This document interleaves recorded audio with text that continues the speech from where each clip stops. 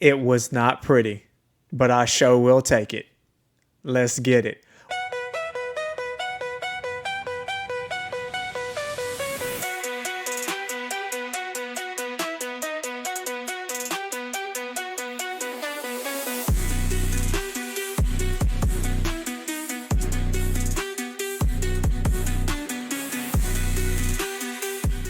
Welcome to the Cayman's Island podcast, where we talk all things San Francisco 49ers. I'm your host, David Cayman. And guys, we got a whole lot to jump into. And I want to say it like this. I'm going to do my best to keep this objective as possible.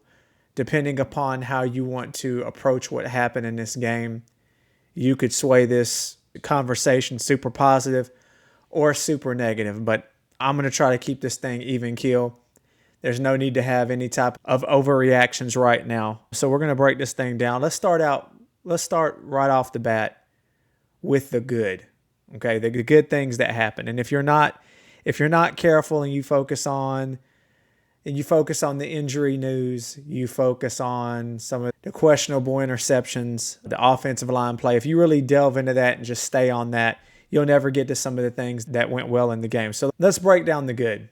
Right off the bat, man. How about our first offensive possession of a 17-play, 95-yard drive that spanned over 8 minutes and 22 seconds? Man, that was before the injuries happened, man. That's before the whole special teams nightmare, and we'll get into that a bit later. But before all that bad news started coming down, we had everybody out there healthy. Kyle was in his bag. Brock was rolling. The offense was rolling. We looked very good. And there's a lot to realize that if some point we can get all these guys to stay healthy for any sort of sustained period of time, okay, any sort of time, if the 49ers can somehow just manage to get into the dance with some healthy players and they stay healthy, I think there's a lot to be desired there that we can accomplish on offense. Another thing was CMC. Christian McCaffrey looked really good out there. Now, I know that his yards per carry were a bit low. He had, I believe it was 22 total carries for 69 yards. He only had 3.1 average. But again, when he got the ball, man, he didn't look like he lost a step or he was slow. I think that some of our interior line have got to step it up, man. We got to figure some things out. There was a lot of blown blocks. I don't know if it's week one, right? Don't want to get too low on things, but there's definitely maybe some communication gaps going in there. I know it's noisy, but there were really 50-50, it looks like, split of Seahawks fans to Niners fans. Maybe it was week one jitters. I'm not quite certain, but we got to get this stuff under control. I thought it was awesome that Christian McCaffrey had 9 receptions, 73 yards, averaging 8 yards per catch. That was crazy. He actually got 10 targets. And depending upon how you want to look at that, I guess you could say that could be a good or bad thing as well. I do not like at all my man CMC getting over 30 touches a game. They did I'll say this, they did put Brian Robinson in there some. He actually had 9 rushing attempts for 33 yards. 3.7 yards a carry. We got to get that average up for sure. But I thought things went well with Christian McCaffrey. I didn't see any setbacks. I didn't see anything that would cause alarm bells or concerns that he's going to be out or more susceptible to being hurt, etc. He had plenty of carries, plenty of catches in this game and got out unscathed and everything looked fine. So super happy, super positive about that. Another thing that I think was a really big positive overall in this game is really the way we controlled the time of possession, the way we controlled the clock. It was extremely lopsided. The total time of possession for the Niners in this game was 37 minutes, 58 seconds, compared to 22 minutes and 2 seconds for Seattle. That speaks volumes of what we can do with this offense. And I believe, I want to say it can only go up from here. We're going to have to check and see what's going on with the injury front for George Kittle and Jawan Jennings, of course, but when things were rolling, they were rolling. I have to give some serious props and some serious respect to Robert Saleh, man. Coming in here knowing that the Seahawks were going to make a concerted effort to run the ball over and over again, no matter what, right? And to give up only 84 yards. So you got under 100 yards in this game, which I really felt like was going to be the focus.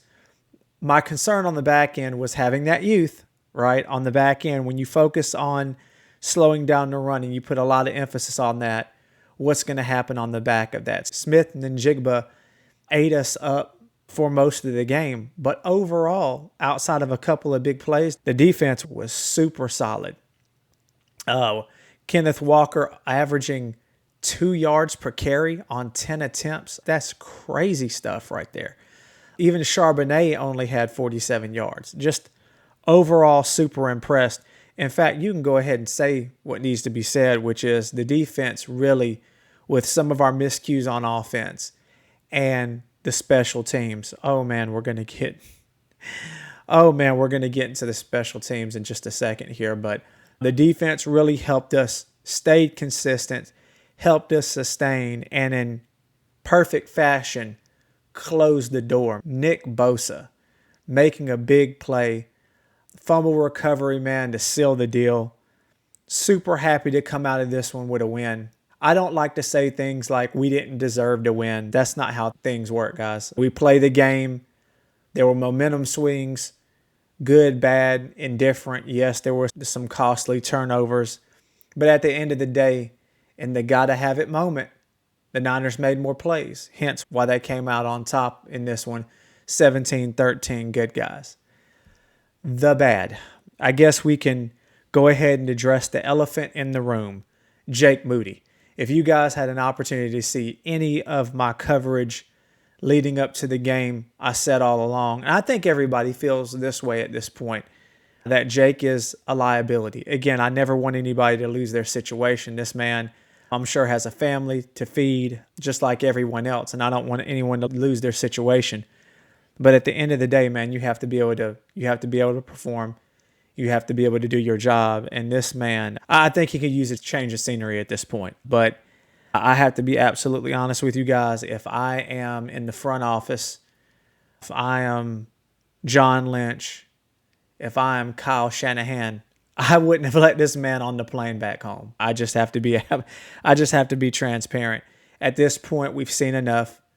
Jake is in his head, and obviously he can't get out. Now, the whole block field goal, that's not on Jake, but you are an NFL kicker, and you cannot miss a 27-yard field goal, man, in your first attempt with the struggles that you've had last season. That cannot happen. Like I said, it's time to bring in another kicker. I feel that even though the special teams were so bad, this is a very, I guess you could say, quasi-positive, because we can go ahead and get this out the way. We need to get someone in here that can consistently hit routine field goals in the NFL. And I know for a fact there are some available kickers, some free agent kickers right now that can be more consistent than Jake Moody. And I feel like that will get addressed through this game. So not only do I feel it's going to get addressed, but it's being addressed in a game we still pulled down and won. You cannot ask for more than that. But special teams overall was a nightmare in this game. I know we focus a lot on the 27-yard miss. We focus a lot on the blocked kick. But even Sky Moore fumbled a punt. Thank goodness it was not recovered by the Seahawks. There was a couple of plays there on kickoffs. This man, if not for a shoestring tackle, man, it could have been a house call. A lot of what I think I would say the bad was in this game is that I saw a lot of the 24 49ers in this game on the special team side of the ball as well as on the offensive side. Brock Purdy had some incredible throws. On the final drive where the ball was thrown to Tungus in the end zone, we'll get to that scary play in a second. But yeah, the deep ball he threw over the defender, man, hit Ricky in stride. Just beautiful. That first drive, beautiful. I'm getting a little bit concerned with Brock in that a couple of these plays I'm seeing Brock forcing, and there's absolutely no reason for him to force the ball. The pick that he threw into that triple coverage over there to the left side to Ricky for his second interception was just a head scratcher. Now, the pick that was his first pick that was thrown over the middle, that linebacker drop extremely deep. And I know a lot of times Brock's a rhythm and read coverage guy. I don't know if he just didn't see it or missed the guy. Maybe that was more of a scheme pick. But still, I just feel like when I watched the replay of the play, I don't know why he threw that ball. I don't know if a bit of that pressure the whole game. There was a point, I believe, before halftime that Brock was like pressured on 13 of his first 18 passes or something insane like that. Maybe he was starting to see ghosts out there. I don't know what was going on with that. But yeah, a couple of those throws was very reminiscent of some of the struggles he had later in the year of 24, where it felt like he was just trying to put the team on his back. But very questionable. Again, a lot of good throws, a lot of positive things. But I have to give Brock a mixed bag on this one. I got to give Brock a C+ on his performance in this game. Maybe even a B- if I'm just trying to be nice because I love me some Brock Purdy. But for all intents and purposes, guys, that throw in the back of the end zone on that rollout that he threw to Tunges, that was a third pick waiting to happen. And thank goodness backup tight end Tunges came through, man. Probably the biggest catch of his career. And I am super excited and super happy for him. My hope is that Brock can recalibrate a bit and maybe tone down on these questionable throws in situations like we've been seeing. Hate to say this, guys, but it reminds me a lot of Brett Favre. I think that Brock's got a little Brett in him. I just need him to have a little bit of the good Brett and not the bad Brett. Like I said, I know that Brock will go back to the lab. He'll do some film study. Things will be fine. We got a very winnable, I would say, easier game coming up. And I think we can recalibrate and get back in focus, and hopefully things will get a bit better. Injuries, guys. We have a situation now where we've got George. George got hurt with a hamstring, could not return. He had 4 catches and a touchdown. Can you imagine how different in a world where George did not get hurt, how different that game might have been just from a blocking perspective as well? You could really tell when George went out, we started to sputter a bit. We started to sputter a bit for sure. My hope is that it's not too serious. I know he's scheduled for an MRI on Monday to check the severity. With just how I'm feeling, I'm super doubt that he plays next week. No doubt, just because of the opponent, and I think we can win without him in this next upcoming game. I would sit him regardless. There's no need to. Yeah, we still got 16 more games. There's no need to rush him out there and make something even more severe. But more than likely, it's probably going to be 4 weeks for George. I hate to say it, but that's just what I feel in my spirit. And then you've got JJ, man, Juwan Jennings. If you paid attention, man, to some of his grimacing on the sidelines, I heard a report that he couldn't even lift his arm up from his shoulder. I'm not a physician. I have no idea what that is, but a man that can't lift up his arm. I guess the best case scenario, it could have been a stinger, maybe. But we could be talking about some sort of shoulder separation, something that kind of Deebo Samuel went through when he was with the Niners. I really hope that's not the case whatsoever. But just all in all, super happy, super glad that we were able to pull this win out. We were able to have Sam Darnold look just flat out pedestrian out there. Sam, if you're able to put a bit of pressure in that man's face, he does tend to give you the ball. And sure enough, toward the end of the game there, Nick Bosa coming through to help seal that win. All in all, definitely will take it. A lot of things to improve on. Special teams. If we just can get a kicker that has a working foot in the building, I think that a lot of that pressure, a lot of those things will go away. Perhaps the Niners can go ahead and maybe give Kendrick Bourne a call if something long-term is wrong with JJ and he's out multiple weeks. Maybe we can get a familiar face, somebody that's familiar with the system in here that can help us out. But the good, the defense, the bad, I would have to say special teams, and I would even say the ugly special teams. Tell me what you guys think in the comments. What were your overall thoughts of somehow the Niners pulling this win out of a hat?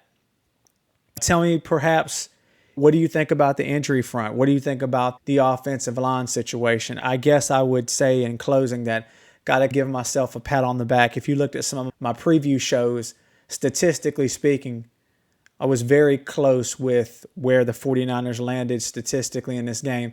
I even predicted a 4-point Niners win. I actually predicted 24-20, good guys, but it ended up being 17-13. I don't care if it was 1-0. I'll take that win. If you like what you saw today, please remember to like and subscribe. As always, take care and be blessed.